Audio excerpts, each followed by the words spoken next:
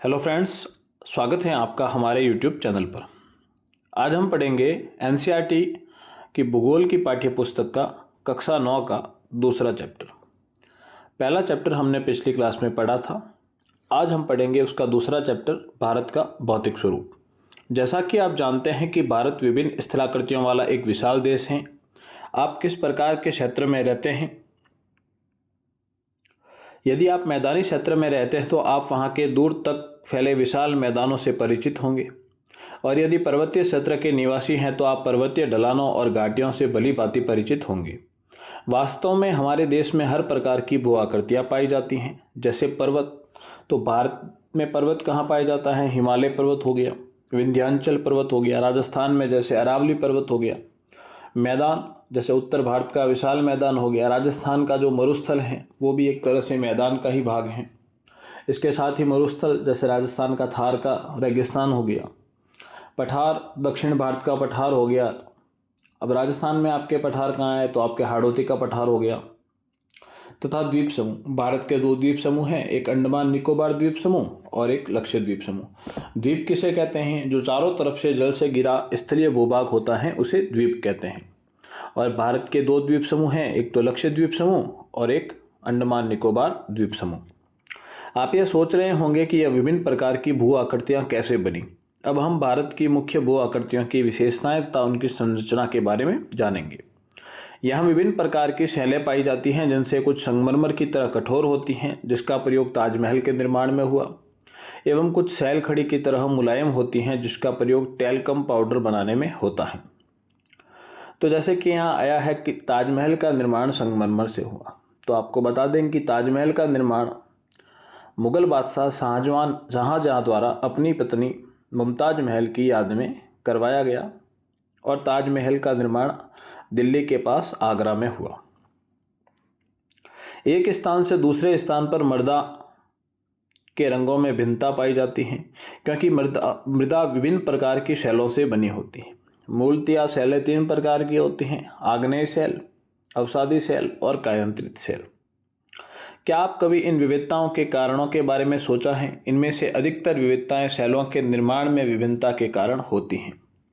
भारत एक विशाल भूभाग वाला देश है। जैसा कि हमने पिछली बार एक कक्षा में पढ़ा था कि भारत का जो क्षेत्रफल है वो 32.8 लाख वर्ग किलोमीटर है, और विश्व में 7वां भारत सबसे बड़ा देश है। इसका निर्माण विभिन्न भूगर्भीय कालों के दौरान हुआ है, जिससे इसके उच्चावचों को प्रभावित किया है। उच्चावच मतलब वही जो पर्वत, पठार, मैदान, मरुस्थल, ये सब उच्चावच कहलाते हैं।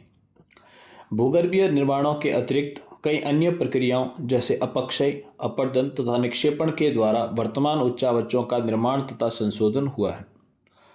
अपक्षय, अपर्दन और निक्षेपण, इन तीनों की संयुक्त रूप से क्रिया को अनाच्छादन कहा जाता है। कुछ प्रमाणों पर आधारित सिद्धांतों की सहायता से भूगर्भ शास्त्रियों ने इन भौतिक आकृतियों के निर्माण की व्याख्या करने की कोशिश की है। इसी तरह का एक सर्वमान्य सिद्धांत है प्लेट विवर्तनिकी का सिद्धांत। तो आपको बता दें कि प्लेट विवर्तनिकी के सिद्धांत को समझाने का सबसे पहला प्रयास अल्फ्रेड वेगनर के द्वारा किया गया। ये जर्मन भूगोलवेत्ता थे।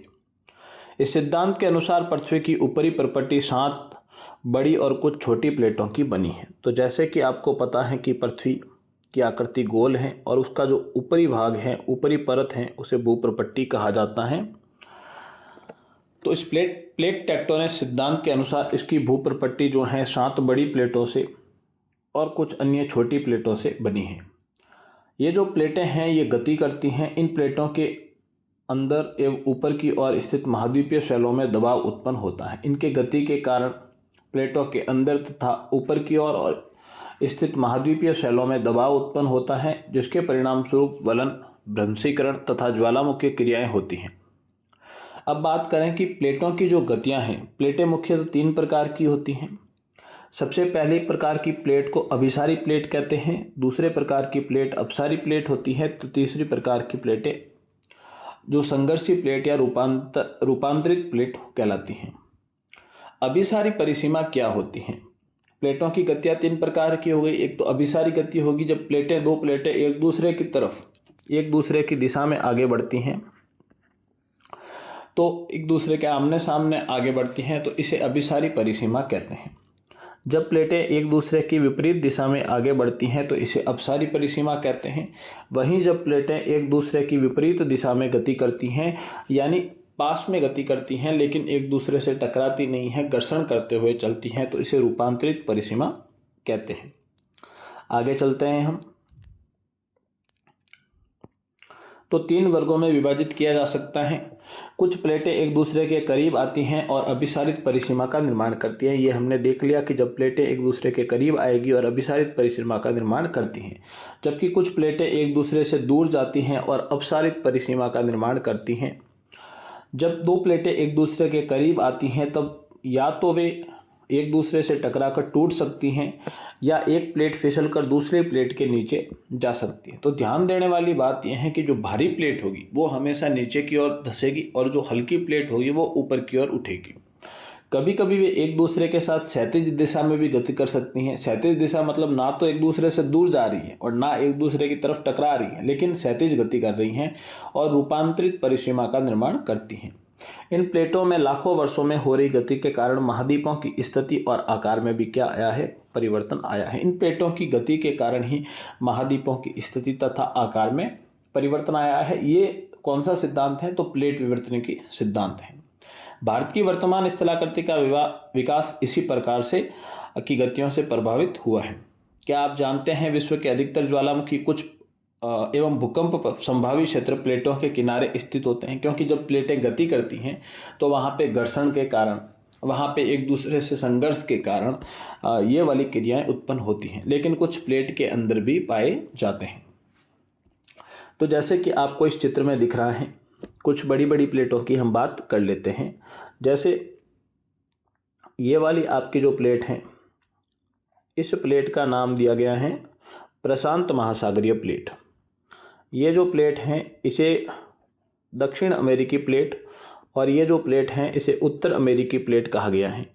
वहीं ये पूरी प्लेट जो है इसे यूरेशियन प्लेट, इसे इंडो ऑस्ट्रेलियन प्लेट और इसे अफ्रीकी प्लेट कहा गया है। प्लेटें एक दूसरे की दिशा में जब गति करेगी, एक दूसरे के आमने सामने गति करेगी, तो उसे अपसारित परिसीमा कहेंगे। जब एक दूसरे के सामने करेगी तो उसे अभिसारी परिसीमा कहेंगे। एक दूसरे की विपरीत दिशा में गति करेगी तो उसे अपसारी परिसीमा कहेंगे। लेकिन जब एक दूसरे के क्षैतिज गति करती हैं, एक दूसरे के पास जब गति करती हैं लेकिन आपस में नहीं टकराती हैं, तो उसे संघर्षी या रूपांतरित परिसीमा का निर्माण होता है। सबसे प्राचीन भूभाग अर्थात प्रायद्वीपीय भाग, भारत का सबसे प्राचीन भूभाग कौन सा माना जाता है? तो भारत, जैसे कि अब हम बताते हैं, भारत के मैप को देखते हैं। तो भारत के इस मैप को देखें तो हम पाएंगे कि भारत का जो सबसे प्राचीन भूभाग है वो ये वाला जो दक्षिणी भारत का हिस्सा है, जिसे आप प्रायद्वीपीय भारत कहते हैं, जो पठारी भाग हैं, ये भारत का सबसे प्राचीन हिस्सा माना जाता है। अब प्रायद्वीप किसे कहते हैं? जैसे कि हमने पिछली क्लास में देखा था कि जब कोई स्थलीय भूभाग 3 तरफ से समुद्र से घिरा हो, पानी से घिरा हो स्थलीय भाग, उसे प्रायद्वीप कहते हैं। तो ये भारतीय प्रायद्वीप हैं और जो हिंद महासागर को 2 भागों में बांटता है, एक तो अरब सागर में और एक बंगाल की खाड़ी के अंदर विभाजित करता है। और भारत का सबसे प्राचीन हिस्सा कौन सा हो गया? तो भारत का सबसे प्राचीन हिस्सा हो गया ये दक्कन का पठार, या दक्षिण भारत का जो पठारी हिस्सा है वो भारत का सबसे प्राचीन हिस्सा है। अगर और भारत के स्थलीय जो उच्चावच है उनकी बात करें तो आपको ये वाला स्थान दिख रहा है, ये जो स्थान है ये भारतीय मरुस्थल है। इसके अलावा ये पूरा जो मैदानी क्षेत्र हैं ये उसे उत्तर भारत का विशाल मैदान कहते हैं। और भारत के उत्तर में जम्मू कश्मीर से लेकर अरुणाचल प्रदेश के मध्य एक विशाल पर्वतमाला मौजूद है जिसे हिमालय पर्वत कहा जाता है। इसके अलावा भारत के दक्षिण में 2 द्वीप समूह भी हैं। जैसे भारत के दक्षिण में पश्चिम की साइड लक्षद्वीप समूह, वहीं भारत के पूर्व में बंगाल की खाड़ी के अंदर अंडमान निकोबार द्वीप समूह मौजूद हैं। अब हम वापस अपने चैप्टर की तरफ तो सबसे प्राचीन भूभाग की बात हमने कर ली, अर्थात प्रायद्वीपीय भारत गोंडवाना भूमि का हिस्सा है। तो ये गोंडवाना क्या है? ऐसा माना जाता था कि सबसे पहले विश्व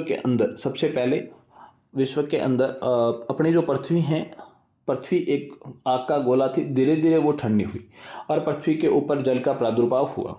तो पृथ्वी के बीच में एक स्थलीय भूखंड था जिसे वैज्ञानिकों द्वारा, भूगर्भवेताओं के द्वारा, भूगोलवेताओं के द्वारा पैंजिया नाम दिया गया। इस पैंजिया के चारों तरफ जल था। इस पानी को, इस जल को, इस जलीय क्षेत्र को पैंथालासा महासागर नाम दिया गया। समय के साथ इस पैंजिया का दो भागों में विभाजन हो जाता है।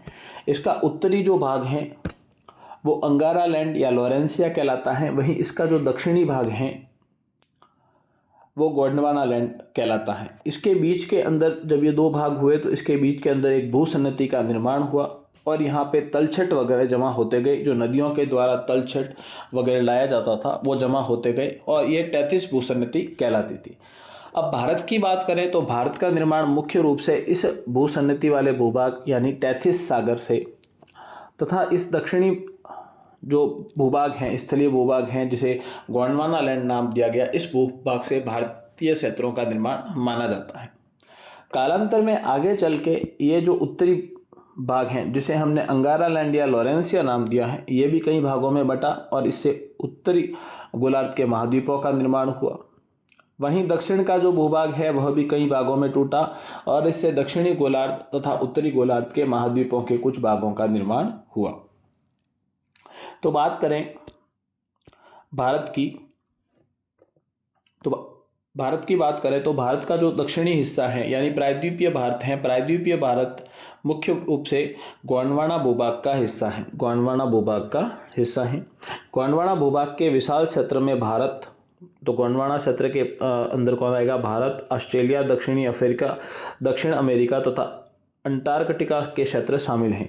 संवहनीय धाराओं, बात करते हैं संवहनीय धाराएं क्या, तो बात कर रहे थे संवहनीय धाराओं ने भूप्रपट्टी को अनेक टुकड़ों में विभाजित कर दिया और इस प्रकार भारत ऑस्ट्रेलिया की प्लेट गोंडवाना भूमि से अलग होने के बाद उत्तर दिशा की ओर प्रवाहित होने लगी। उत्तर दिशा की ओर प्रवाह के परिणाम स्वरूप ये प्लेट अपने से अधिक विशाल प्लेट यूरेशियन प्लेट से टकराई। तो ये जो इंडो ऑस्ट्रेलियन प्लेट है, ये जो पूरी इंडो ऑस्ट्रेलियन प्लेट है, ये उत्तर की ओर बढ़ी और उत्तर की ओर बढ़कर ये अपने से विशाल प्लेट यानी कौन सी? यूरेशियन प्लेट से टकराई। ये दोनों प्लेटें एक दूसरे से टकराई।